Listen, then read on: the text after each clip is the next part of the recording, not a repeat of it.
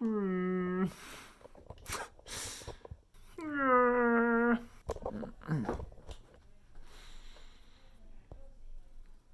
I'm doing the next survival video on evacuation plans.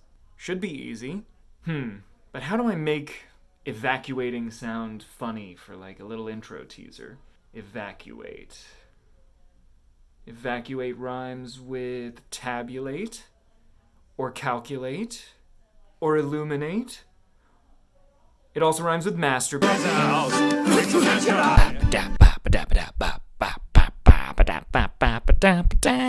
Misinformation.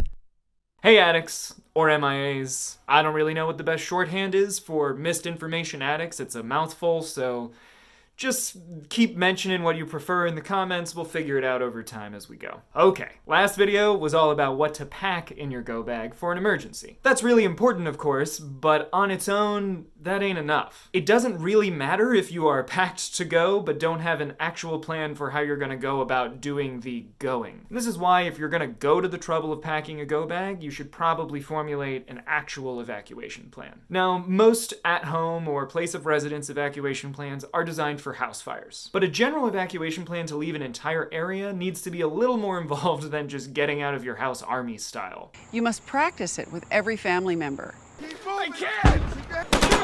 But stop, drop, and rug burn aside, having a fire evacuation plan is a great start to creating a more general plan for getting out of Dodge. So if you already have a fire evacuation plan for your household, you're already starting in a great spot. Now, just like go bags, evacuation plans differ depending on your unique needs and where you live. So take this video with a grain of salt. Not everything I say here is going to fit perfectly with your situation. We gotta find a way to make this fit into the hole for this. But hopefully this will make the process easier for you when it comes to designing your own plan. When you decide to make a true get out of this damn place evacuation plan, there are 4 main things you want to consider. 1, how many exits are in your house and what are the fastest exit options for each room? 2, your geographic location. 3, your available methods of transportation. And 4, what are the main reasons? What are the top 3 scenarios that would lead to you needing to evacuate your area? Alrighty, bingo bango. Let's start at the very beginning. A very good place to start. Number 1, same as in a movie theater or on a plane, it's important to know all the ways you can leave your house or your apartment. We gotta clear the snakes out of the cockpit. Yeah, clear the snakes out of the cockpit, yeah. Then from there, you gotta assess the best ways to leave. So the easiest way to start doing this is to create a floor plan of your house that marks all the doors and windows. And from there, it's a simple matter of just marking every possible home exit route from every room. Okay.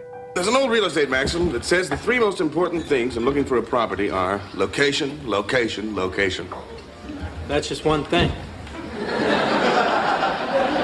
Numero dos, your location. Location. You've got your evacuation map of sorts, so if it's a simple house fire, just getting out of the house is the only objective. But if you're evacuating due to a hurricane, or you need to evacuate in the aftermath of some natural disaster, you need to consider your geographic location, where you are in space and in relation to other stuff.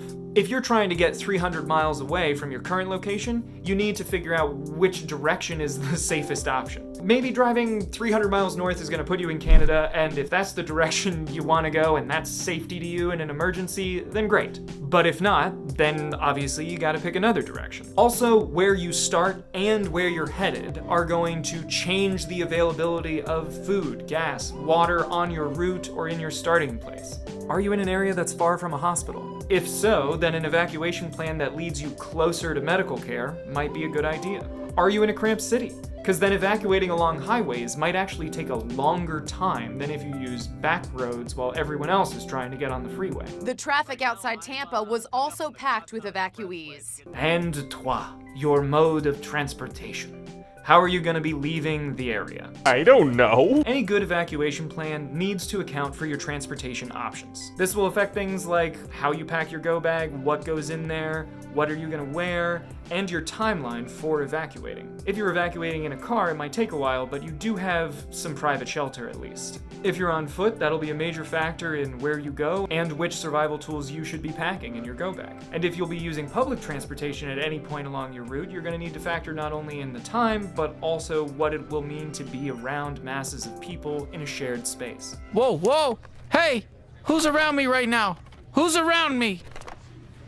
Now, why don't we step up here and everybody get stepped up? And lastly, #4. What are the top 3 most likely reasons that would force you to leave your home in a hurry? It might be fun to think about the zombie apocalypse or the fall of society as the evacuation scenario, but let's be honest, that's probably not going to be the case. Your evacuation plan should make sense for your surroundings. If you're near the Atlantic coast or the Gulf of Mexico, then hurricanes should be your #1 potential evacuation scenario. Or if you're in Southern California, then you'd need to consider earthquakes. Now, you can't evacuate during an earthquake, but you might want to evacuate in the aftermath of one. So it's important to consider the most likely reasons you would need to evacuate, and then generate variations on your evacuation plan based on those scenarios. Obviously, if you're evacuating due to wildfires, then driving towards a forested area is stupid. But maybe going that direction is smart for a different emergency situation. Okay. Keep low and follow me. So, unlike my last video, you may have noticed that I didn't step-by-step walk through the process of making my own evac plan. That's partially because my evacuation plan for Los Angeles is kind of the same in most scenarios, which is get away from where all the people are. But also, I don't want to broadcast where I live or the layout of my house, so there's that too. And that about sums it up. I mean, that's kind of how to go about building out your evacuation plan. Now that you have a go bag ready, or if you're planning to make a go bag, the next step is going to be what is the scenario where you'd actually use it. Because it's not only good to think about packing the go bag, but it's also good to think about how you would need to use the go bag, where you would go, because just being ready to leave only helps you up to the point of leaving. It's over! I don't know, I guess I hope you're digging this series. It's over! I just like these sorts of topics, so I'm just gonna kind of keep going with it. And I'm gonna try to make them more frequent. Obviously, it's a little hard right now. But yeah, keep me posted, and if you guys want any other topics, I think I'm gonna try to make some more political videos coming up. I want to rant about the political shit too. So if you're game for that, sweet.